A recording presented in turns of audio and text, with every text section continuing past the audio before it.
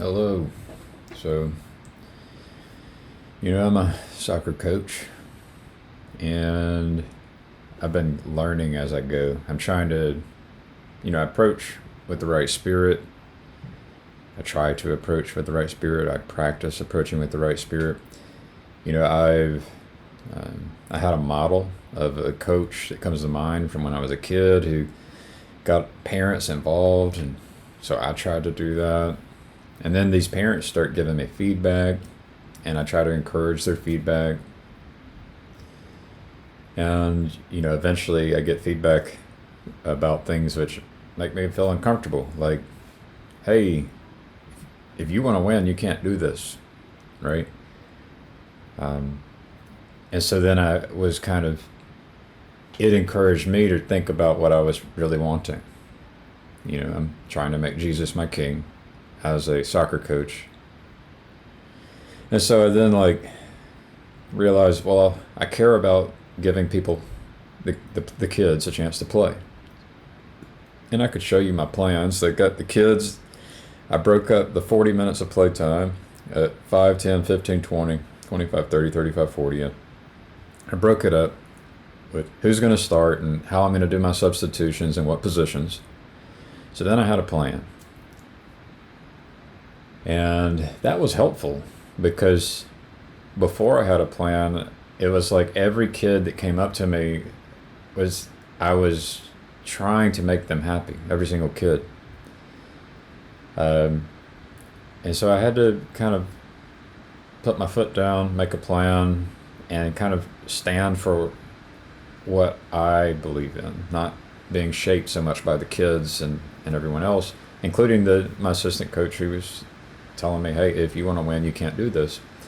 And, within me, I do want to win, but I also want to make sure kids get to play. I do not like seeing kids sit on the bench the whole game. This is recreational sports. This is not all these other ways of playing where winning is more important. And so I then had a plan. I shared it with my assistant coaches. I admitted, hey, I care about more than just winning. And I've done that for a few games. And then I had an assistant coach kind of get on to me again, or give me feedback again, and say, look, you made a decision and we lost the game. And I said again, I was like, you're right. And there's a third thing I care about. So I cared about winning, but I also cared about making sure people played. But the third thing I cared about was trying to make sure it was fun. And so nobody on my team wants to be goalie, but we have one person who's really good at goalie. And so I was trying to give him a chance to go score, right? And once I did that, bam, there was like 2 goals scored against our team. And so what I did this morning, it weighs on me. I don't like upsetting people. And what was interesting is I've been afraid of confrontation. I really have. And I've been practicing exposing myself, basically practicing making Jesus my king, which requires me to do things and behave in ways which is going to go against what other people want to do. And so what I realized, it weighed on me last night and it weighed on me this morning. And what I realized is my response to that coach was actually me confronting him in the way he's a husband and a father and a coach and a coworker, because I let him know. I tried to be very clear. I care about making sure these kids get a chance to play. Every kid gets to play half the game. I care about winning, and I care about trying to make it fun. And it's hard. And at the end of the game, one of my players was crying because they wanted to play more than I let them play, and they wanted to play a different position. And this kind of stuff weighs on me.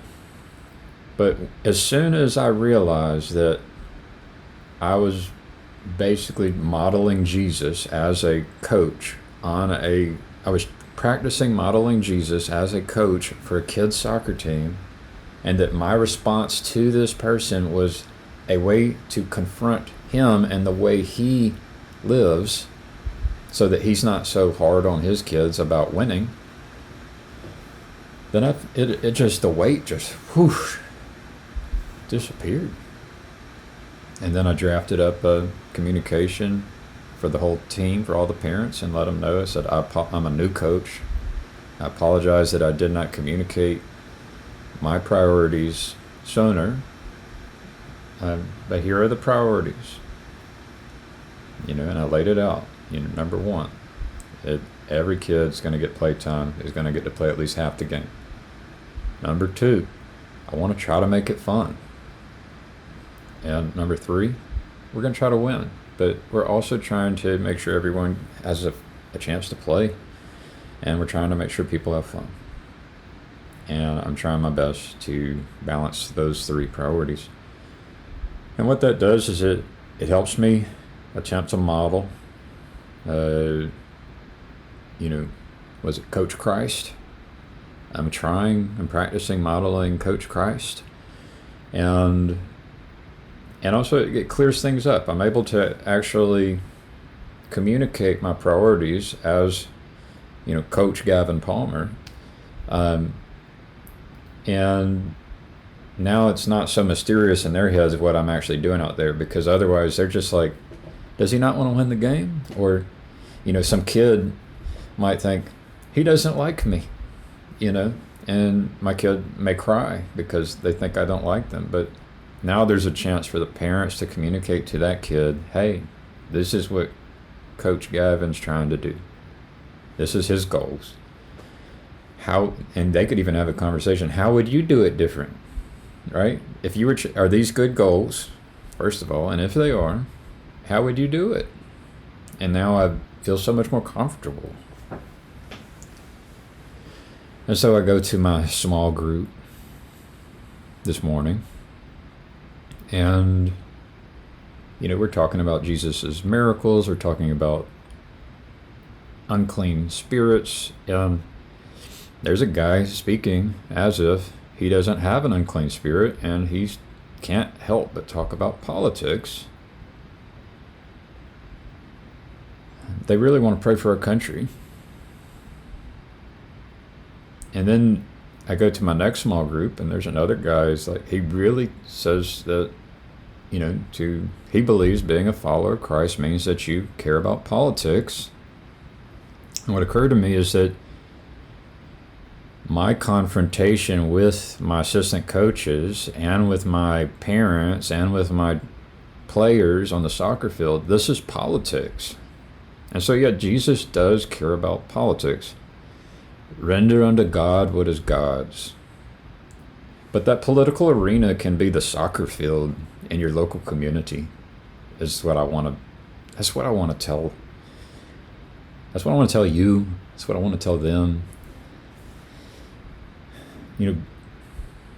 That's where I actually get to try and model the way to be to someone who is a spouse, either a husband or a wife, and a parent who may be gripped by the spirit of wanting to win, or other spirits, maybe unclean spirits. And if they are gripped by the Holy Spirit, maybe they can help me, because I'm trying to do that too. And I have not been paying attention to what many people mean when they use the word politics. I've been paying attention to being a husband and a father and a coach and a co-worker. And every time I'm trying to be a model, I'm trying to model what Jesus would do, I inevitably will confront others in loving ways, and that is political. Like, this is like real politics. This is where you have power. This is not about just going out and voting for one person or another. This is where it's real. This is the most real that it can get, is when you get out there and attempt to model the way of being as a husband, as a father, as a coach, as a neighbor, a member of a church or a small group. You're a member of someone doing work, collaborating, like even a consumer. There's all kinds of, there's a way to drive, there's a way to use your money. I mean, and this is all a huge mystery where we can have it revealed to us a better way, so that we are being continually grown, prepared, sanctified.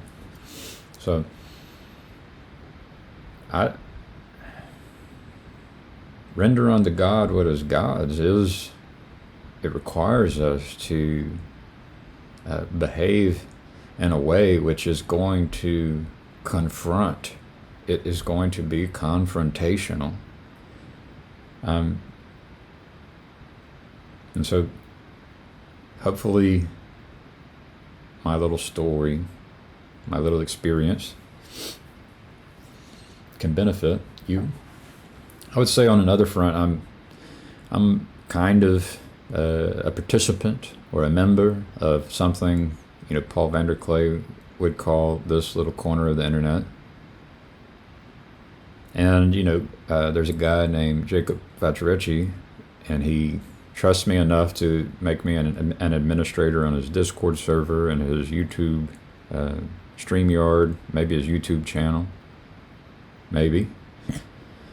And, I see him behaving in ways, or, I just started paying attention again, and I look at his Discord server and his interactions, and I also know all of my past interactions with him.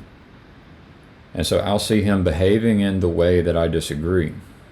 And so what I do, I've done it twice now, is I'll go send a direct message to the person that he was interacting with, and I'll let them know that I support them. I see what they see, and I'll try to model the way of being that I think would be approved by Jesus. And so Jacob Vaccarecci doesn't even know that I'm going behind his back and engaging in a direct message with someone in an attempt to love them and encourage them and help them to be a good person. And the reason I don't do it on the, out in the open, and the reason I don't confront Jacob directly is because I've learned that I have never been able to encourage Jacob to change the way that he acts. And so I'm not going to use my time in a way in which I model a behavior that produces no good fruit. I'm trying to learn how to interact in ways which my king would approve of. And so it includes this way. It's a nonviolent resistance. It's a nonviolent way of being a model in which we love people. And so, yeah, and this video is confrontational. It is inherently confrontational. And yeah, I hesitate to even share it because there's a part of me that has always been afraid of confrontation.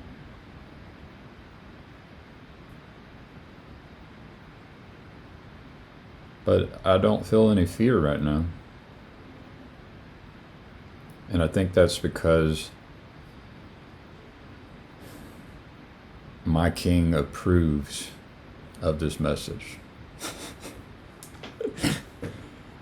What a thing to claim, right? All right. Well, I love you. Let me know what you think.